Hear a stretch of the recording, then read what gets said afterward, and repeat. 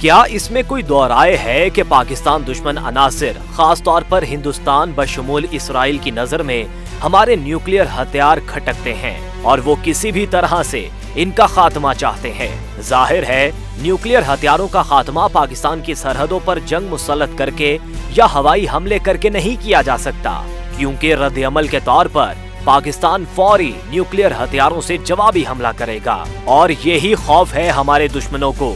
इसीलिए हमारी सरहदों पर जंग मुसल्लत नहीं की जाती। हालांकि वो तादाद, गोला बारूद और जदीद जंगी साजो सामान में हमसे कहीं ज्यादा बर्तरी रखते हैं। अब जरा एक सच्चे पाकिस्तानी बनकर सोचें कि हमारे दुश्मन फिर अपनी इस घिनौनी साजिश में कैसे कामयाब होने की कोशिश कर रहे हैं। आइए तरतीबवार बताते हैं। फौज के खिलाफ प्रोपेगेंडा करके पाक फौज अगर इस हद तक कमजोर कर दी जाए कि फौज के अंदर लड़ने का जज्बा खत्म हो जाए और फौज आपस में ही इख्तलाफात का शिकार हो जाए, फौजी कयादत को नाअहल, लालची, इंसानी हुकूक की दुश्मन और दुश्मन या दोस्त नुमा दुश्मन का एजेंट करार दिया जाए, फौज के हर फैसले पर प्रोपेगेंडा करके शदीद तनकीद की जाए, रियासत के अमूर चलाने वाले हर मजबूत इदारे के खिलाफ इस कदर प्रोपेगेंडा किया जाए कि वहाँ काम करने वाले बददिल या बागी हो जाएं। मुल्की और गैर मुल्की मीडिया, चाहे वो टीवी चैनल्स हों या सोशल मीडिया, उन्हें बदतरीन प्रोपेगेंडे के लिए इस्तेमाल किया जाए। साजिश की मुखालिफत में बोलने वालों को बदकिरदार और लालची और हक में बोलने वालों को हीरो बनाकर पेश किया जाए। लॉबिंग फर्म्स के जरिए मुकामी और बैनुल अक़वामी इदारों, थिंक टैंक्स में पैसा लगाकर पाकिस्तान की सालमियत, फौज और हुक्मरानों के खिलाफ प्रोपेगेंडा कराकर गैर मुमालिक के हुक्मरानों को पाकिस्तान के साथ ताल्लुकात बनाने से रोका जाए। अवाम को कभी मजहब, कभी फिरकेबाजी और कभी लासानियत की आग भड़काने की तरफ राग़िब किया जाए। मुसलसल मनफी गुफ्तगू करके मुआशी तकालीफ को बढ़ा चढ़ा कर बताया जाए ताकि अवाम मायूस हो और रियासत के खिलाफ आवाज बुलंद करे। ये सारी सूरत हाल पैदा करके पाकिस्तान को सिविल वॉर की तरफ धकेल कर ताकतवर दुनिया को बार बार बावर कराया जाए कि पाकिस्तान एटमी हथियारों की हिफाजत नहीं कर सकता और बिलाखिर मुतालिबा किया जाए कि एक महफूज दुनिया के लिए ये हथियार पाकिस्तान सरेंडर कर दे। अब आपको ये सब कुछ एक मुस्तनद टाइमलाइन के जरिए साबित करते हैं।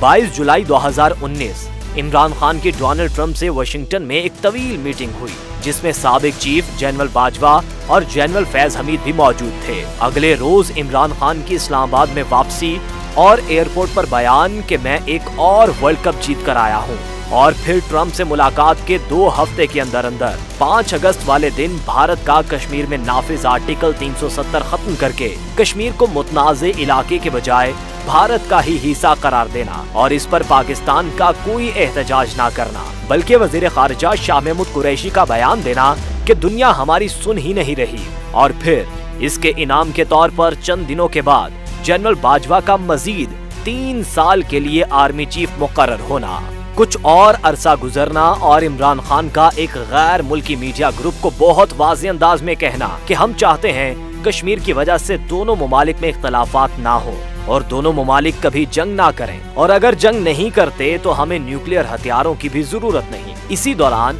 किसी और मीडिया ग्रुप के साथ बात करते हुए ये कहना कि कोई पाकिस्तानी भारत जाकर कश्मीर जाकर अगर जहाद करता है तो गलत है। इसी दौरान हाई लेवल मीटिंग्स में बात करते हुए बार बार ये कहना कि हमें ये पॉलिसी बनानी होगी कि हम कभी भी एटमी हमला करने में पहल ना करें। अगर आपकी फौज दुश्मन की फौज के मुकाबले में तादाद में कम हो, दुश्मन जदीद हथियारों से लैस हो और इसको ये भी यकीन हो कि हम उसके ऊपर एटमी हमला करने में पहल नहीं करेंगे, तो क्या दुश्मन हमें बख्श देगा? वो तो अपनी फौजों के साथ हम पर चढ़ाई करके और एटमी हमला करके हमारा सब कुछ खत्म कर देगा और हम पहल ना करने की वतन दुश्मन पॉलिसी बनाकर बैठे रहेंगे। इमरान खान से पहले कभी किसी हुक्मरान ने इस पॉलिसी की ना बात की ना ही कोशिश। अब जायजा लेते हैं कि इमरान खान ने इक़्तिदार जाने के बाद कितना खुलकर पाकिस्तान के एटमी और दीगर ताकतवर हथियारों के खिलाफ खुली मुहिम चलाई।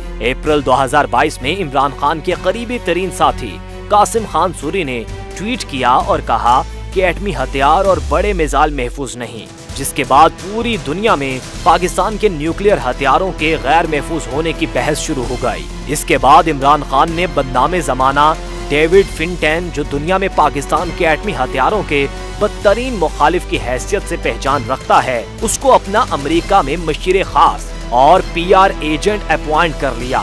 डेविड फिंटन का काम अमरीकी हुकाम से मिलकर उनको इमरान खान की तरफ से ये एक गारंटी देना कि अगर उन्हें इक़्तिदार में वापस लाया जाता है तो वो अमेरिका की मर्जी के मुताबिक न्यूक्लियर हथियारों से मुतालिक फैसले कर सकता है। अमेरिका में मुख्तलिफ थिंक टैंक्स, सेनेटर्स, कांग्रेस के अरकान पाकिस्तान के न्यूक्लियर हथियारों के मुखालिफ हैं, इसीलिए वो इमरान खान के हक में आवाज उठाते रहे हैं।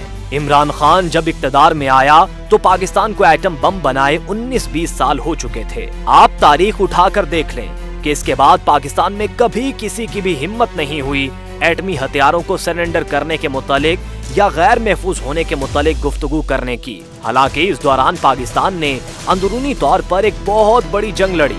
दहशतगर्दी के खिलाफ हजारों सिक्योरिटी फोर्सेस एहलकार और सिविलियन जान से गए, मगर पिछले 5 साल में 5000 दफा न्यूक्लियर हथियारों के गैर महफूज होने या जरूरत ना होने की बहस न सिर्फ छेड़ दी गई, बल्कि बतौर वज़ीर आज़म इमरान खान ने बयान दिया कि हमें न्यूक्लियर हथियारों की जरूरत नहीं है, जिससे इन हथियारों के मुखालिफिन को मजीद शय मिली। जरा सोचें, इतनी बदतरीन दहशतगर्दी की जंग लड़ने में मसरूफ होने और बदनामे जमाना अरब स्प्रिंग आने के बावजूद दुश्मन हमारी सरहदों पर जंग सिर्फ इसलिए मुसल्लत ना कर सका क्योंकि हमारे न्यूक्लियर हथियार हमारी सबसे बड़ी हिफाजत हैं, जिनकी हिफाजत पाकिस्तान की फौज कर रही है। इसीलिए फौज को अंदरूनी तौर पर कमजोर करने की ये सारी साजिशें रचाई जा रही हैं ताकि न्यूक्लियर हथियार तक पहुंचने का रास्ता बनाया जा सके। हमें बतौर सच्चे पाकिस्तानी इन न्यूक्लियर हथियारों के खिलाफ प्रोपेगेंडे की मजम्मत करना होगी, इसे रद्द करना होगा।